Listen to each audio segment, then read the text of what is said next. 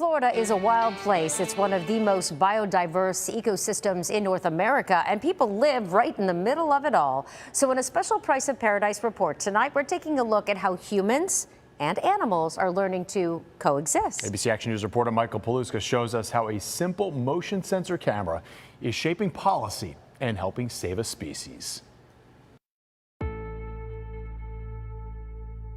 At first glance, this backyard at the preserve at Corkscrew in Estero looks like any other in Florida. A child's swing, wildflowers, a small pond full of tadpoles, but this one's giving up its secrets, and humans are not alone. I was out with my dog one morning at 4 a.m.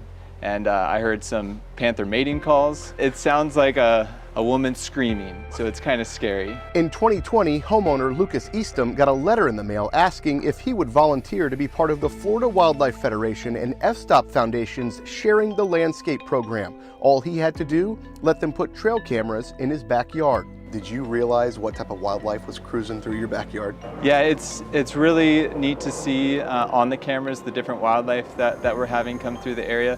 Our one camera right here on our oak tree has a nice vantage point where we can see anything from alligators crossing through. We've seen bear, we've seen coyote, we've seen panthers, and of course lots and lots of deer. We have to filter through all the deer shots sometimes. Lucas is an invaluable resource. How many Lucases would you want to have cameras in their backyard? Oh wow, I would love to have 100 more Lucases. When I have a homeowner like Lucas who is willing to do that and then wants to participate, wants to go out and collect the data, it's just so humbling to know that there are people out there that really care. Eastham has 2 cameras and about a dozen others that he monitors in the neighborhood. Oh, there's the coyote. Downloading the video and sending it out, October 2020, Eastham pulled the memory card to a camera a few houses down. You never know what you're gonna get. That was the first time I met him, and he said, by the way, you might see a gator getting my dog in the video. And this is Gunner. He's a lot older than the last time people probably saw him on TV getting ripped out of that gator's mouth in that video that went viral. But Mr. Richard Wilbanks says his life has changed completely since that day. I just jumped in the water and caught up with the alligator and then got him back up to the bank and kneeled down, you know, got straddle of him and just pried his mouth open, and that was difficult. They say it's easy to close their mouth and hold it closed, but now getting their mouth open, oh gosh, I mean, my adrenaline was pumping and it took all the strength I had to open that alligator's mouth. Yeah, he's about a 7-footer right now.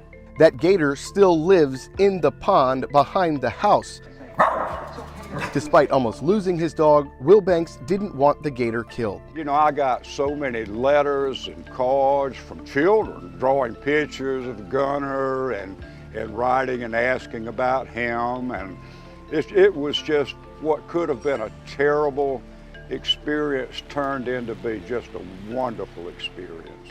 So I'll typically get on all fours and I'll walk, make sure that the camera, the lens sort of lines up with my eye level. Jared Mancini showed us the panther crawl, the best way this field operation tech doesn't miss the shot.